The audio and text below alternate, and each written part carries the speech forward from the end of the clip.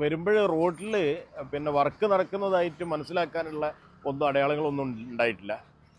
Board ഉണ്ടായിരുന്നത് സൈഡിലായിട്ട് മാറ്റി വെച്ച രീതിയിലാണ് കണ്ടത്. ഫ്രീ ആയി കിടക്കുന്ന റോഡാണ്.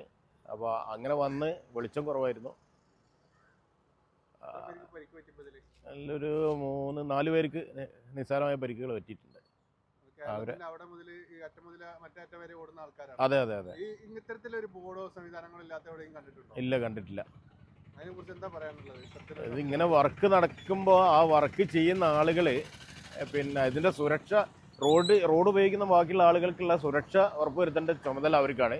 അവരത് ചെയ്യാത്തത് കൊണ്ടാണ് ഇങ്ങനത്തെ അപകടങ്ങൾ സംഭവിക്കുന്നത്.